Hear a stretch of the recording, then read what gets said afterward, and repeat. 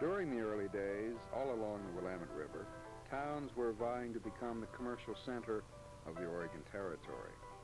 In 1851, Portland settlers drove the Great Plank Road through to the rich farmland of the Tualatin Valley, thus connecting the wagons to the ships and making Portland the booming port city it is today. That road went through a neighborhood called Goose Hollow. This is one story about that neighborhood.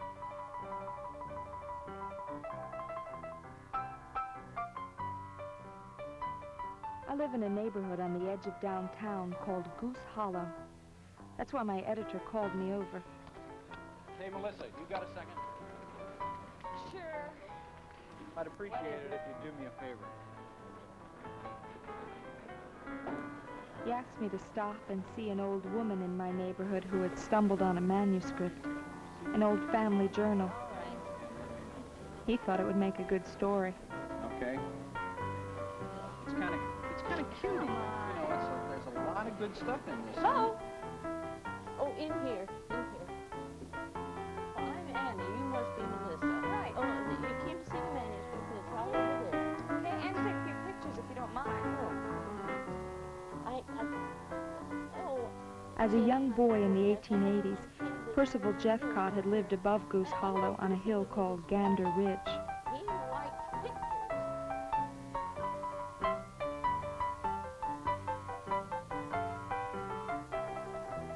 Jeffcott wrote the journal from memory and gave it to his family in 1954. Memories from his boyhood as he watched the neighborhood grow along the Great Plank Road.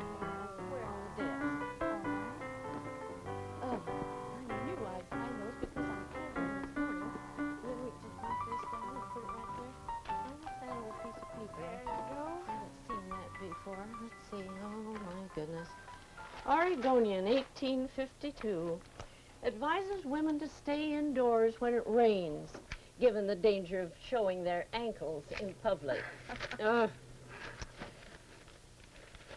How would you look at that?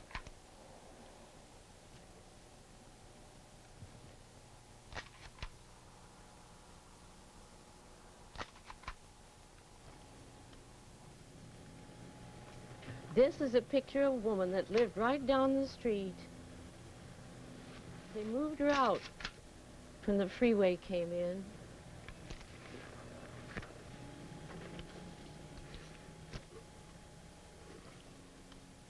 Old folks don't take to moving.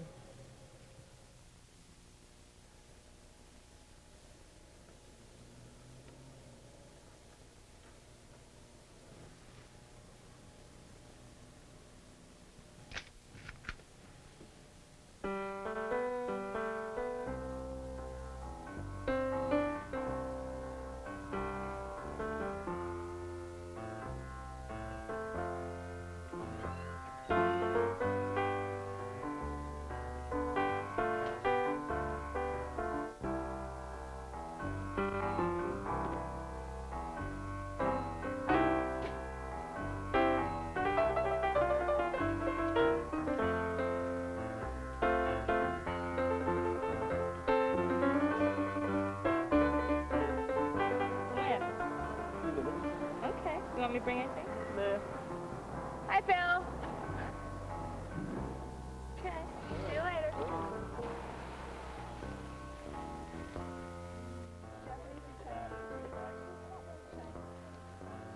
Many of the people who live here in the Hollow walk to work or ride their bicycles. The rents in the area have always been low, and the people come from a variety of backgrounds. The houses on my block are close together, so you can't help but know your neighbors.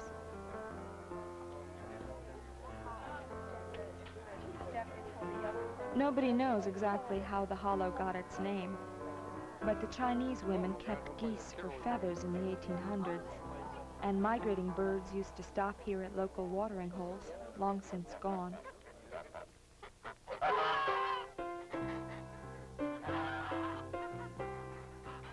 The journal is a window on a boyhood, a kaleidoscope of sights and sounds from a time long past.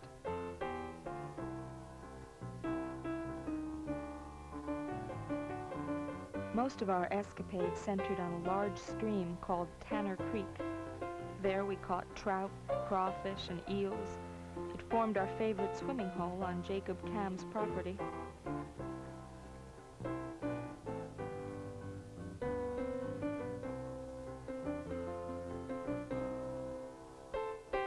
The bottomland of the stream, along the West Hills, had been taken over by the Chinese vegetable gardeners. The Chinese were the victims of much violence by Portland's labor community. Brought to Oregon to work on the railroads, they worked cheap and hard.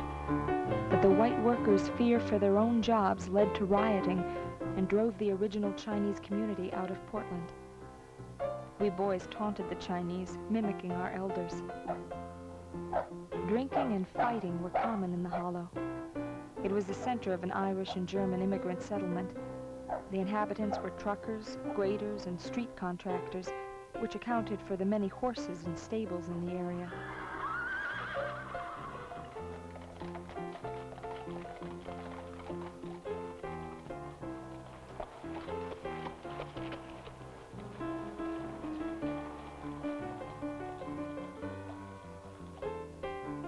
Tanner Creek was finally enclosed in a trunk sewer.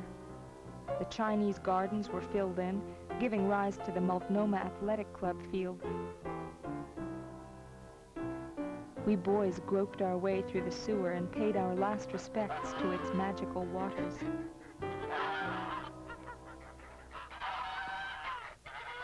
Oh, really, it's a good story. I'm telling you, I was up half the night reading that journal. That guy is talking about a stream, a creek running right through that neighborhood with fishing, trout, the works. It's great stuff. Come on. All right. All right. You get it. You got a deal. Okay. What about the copy block? Hey, I can handle it. I'll take care of it. I'll get you everything you need. I'll get all the background. I'll get you names, dates, quotes. One tradition, begun by Percival Jeffcott and his friends, still continues. These folks call themselves the Tanner Creek Expedition, and they regularly float the creek. But it's not the body of water that Jeffcott knew.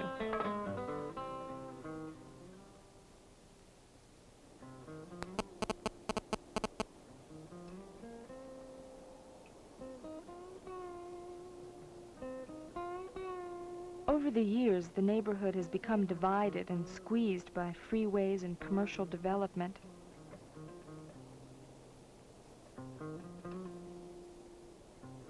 These pressures will always exist, as they do in all city neighborhoods, but Goose Hollow is still healthy.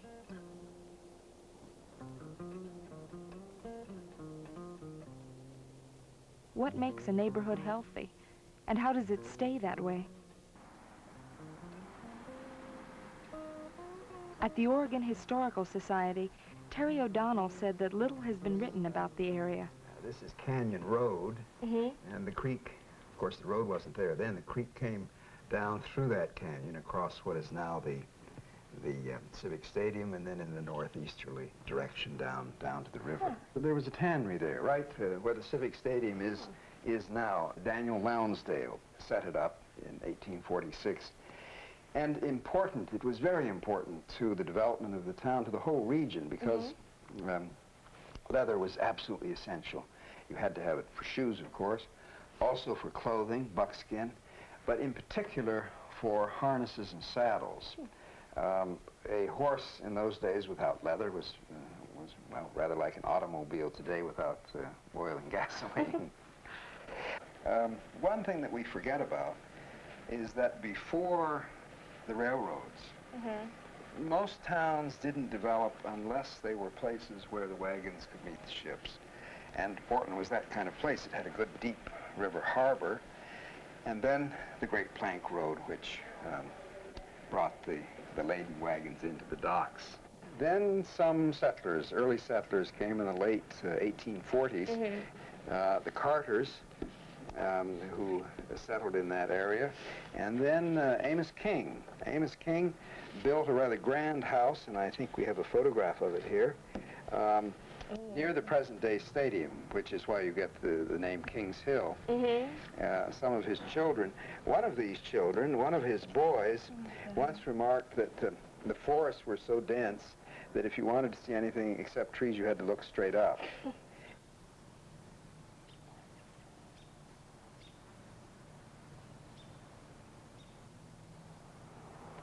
Hey, Phil. Hi. How are you? Oh, pretty good. And you? How's your project coming up here on the hill? Oh, it's coming pretty good. Bill Philpott used to be in the roofing business, but devotes most of his time now to raising orchids and traveling around the world judging orchid shows. Ooh, it smells so great in here. Is that a new one? Oh, God, that's beautiful. It's great. It's not exactly rare, but it's really different. It's beautiful.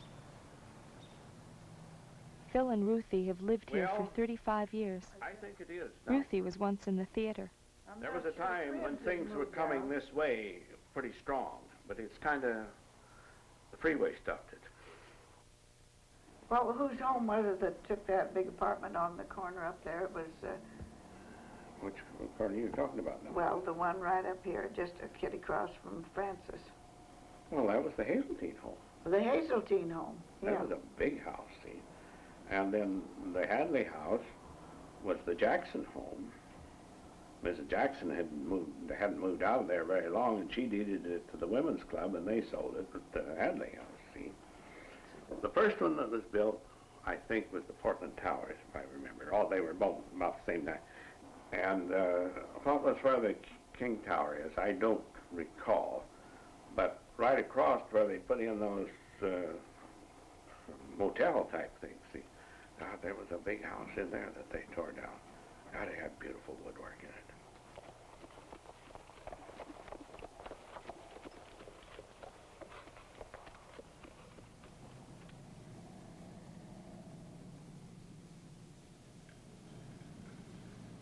Welcome, folks, to Kings Hill Historical Walking Tour, brought to you by the Goose Hollow Foothills League, which is the neighborhood association in which Kings Hill is located.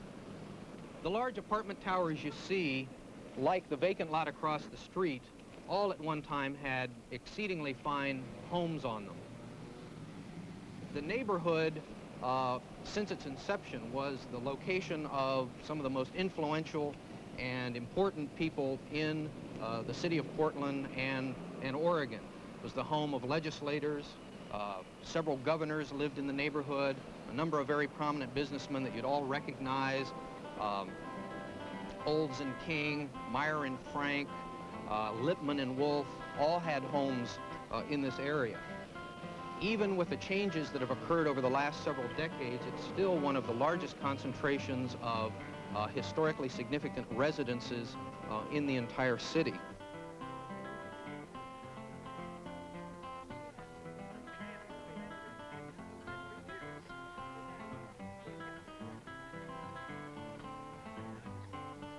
Mrs. Hayes, Mrs. Cabell, and Mrs. Lupton grew up on Kings Hill.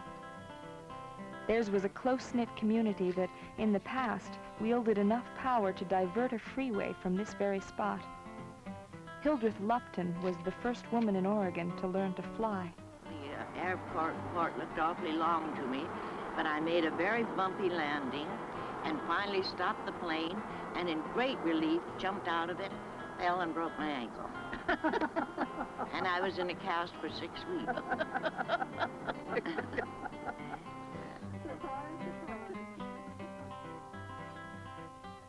Kings Hill is unique. But as the city grows and development pressures increase, the integrity of Kings Hill is disappearing. The neighborhood has petitioned the city for historical designation to preserve its character. The proposal is in limbo. What will happen is anyone's guess.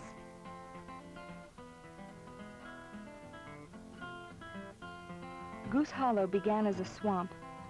Malaria and leprosy were common in the Chinese colony. It has always been known for its low rents, its worker housing, and a rich mixture of people, young and old, rich and poor, artist and worker. But economic forces are at work here too. As land values rise, the problem of keeping low-cost housing increases. Like the hill, the character of the hollow is also at stake.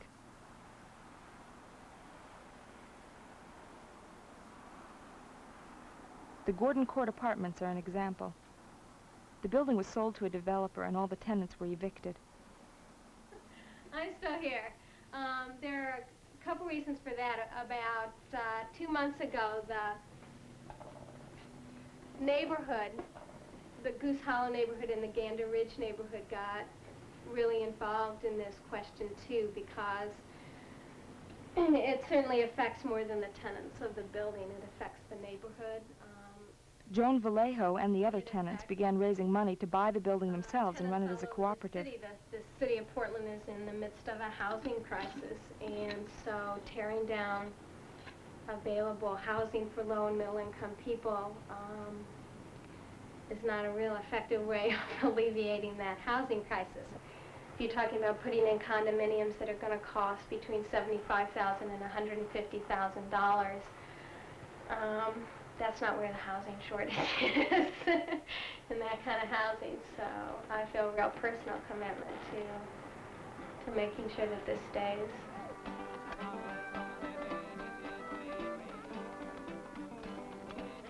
Time ran out and a demolition permit was issued, but the spirit of the neighborhood prevailed. Instead of a funeral, they threw a wake.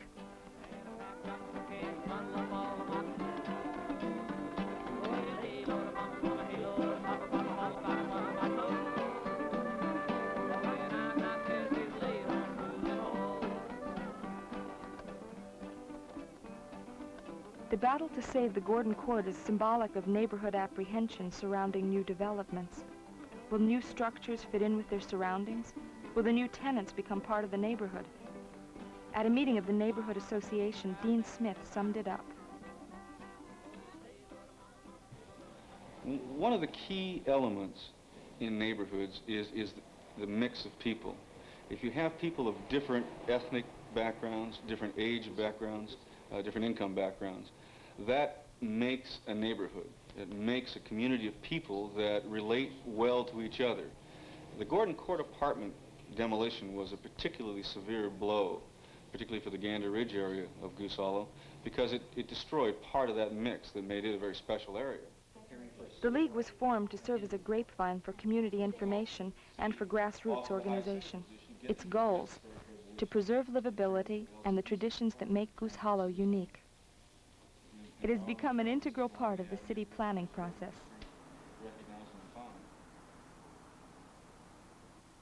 There is a lot to be done.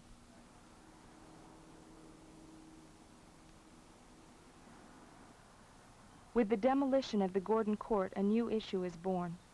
What will replace it?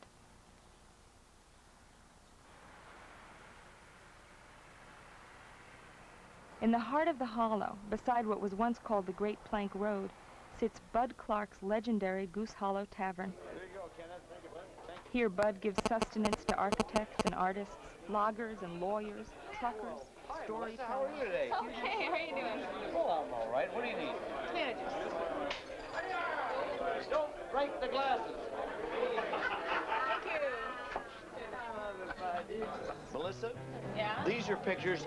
There's a series of pictures of bridges here and different transportation systems. Actually, you should probably start here because this, I wasn't here when this happened.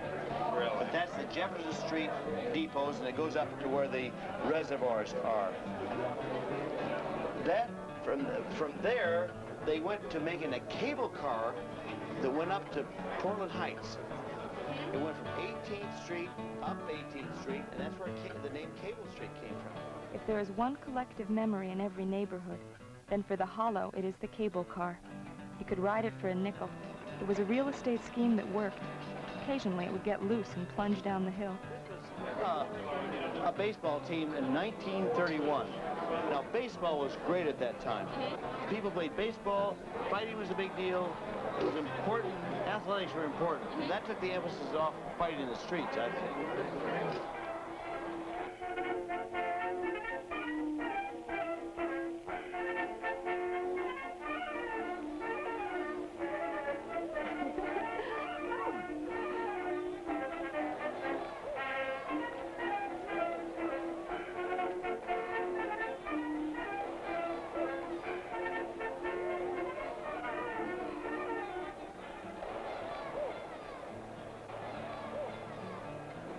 you what, I didn't know there was boxers, but there were boxers in the area, and they came out of this area. Branazan knows about it. He lives close by, and you ought to talk to him, and he'll tell you what's going on in this neighborhood. Okay, good. And he used to hang by his legs from the bridge up there. He's told me all kinds of things about the neighborhood. You know?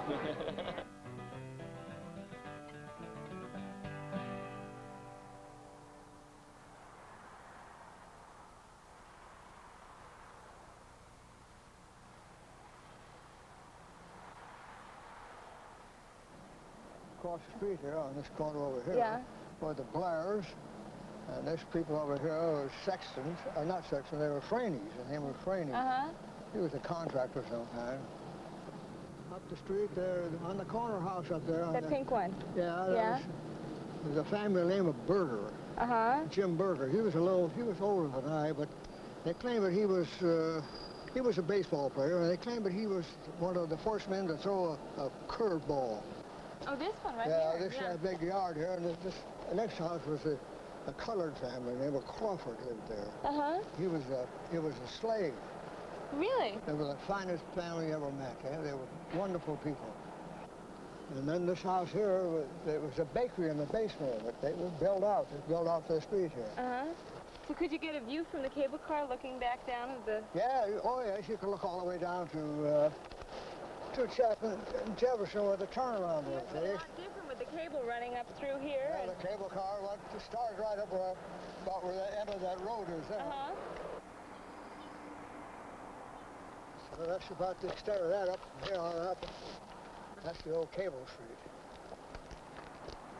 And on the corner was the famous Goose Hollow Saloon. That was a family affair. It was nice. There was never any trouble. Next to that, coming this way here, of course, 18 was Herrick. Mr. Herrick had a grocery store in there. And then up in 16th was Kramer's Riding Academy. And then you come across the street on 16th and right, 16th and Jefferson, there's a big hay barn there. It must have been about 100 by 150, and about 4 stories high. It was loaded with bale hay. Us kids used to get in there, have ropes and swings in there. Right in there. Yeah. And then coming this way on this corner, cross street here, was the hunters had a carpet cleaning about the middle of the block. How about right up here? Well, there was vacant lots in there. That's about all. Just pasture? This all was in an apple orchard. And they had one huge pear tree, I remember. It was about 150 feet tall. Oh, it was the tallest thing I ever saw. I remember when I was a kid, they used to break horses in on the street. You used to sit on the fence and watch them bucking the horses.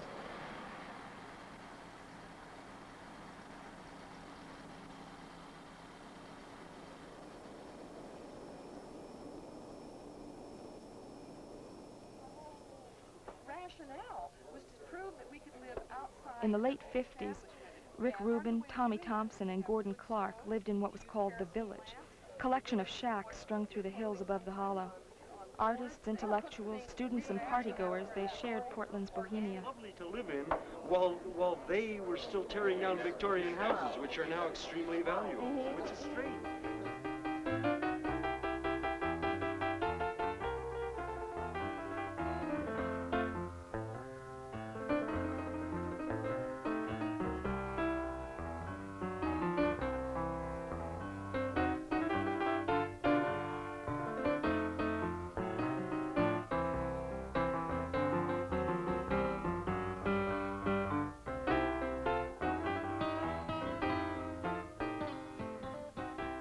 Many lived simply with wood stoves.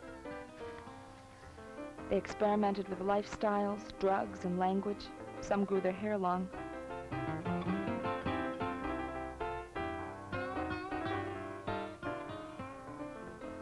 The village ended with the freeways. Houses were raised and people left.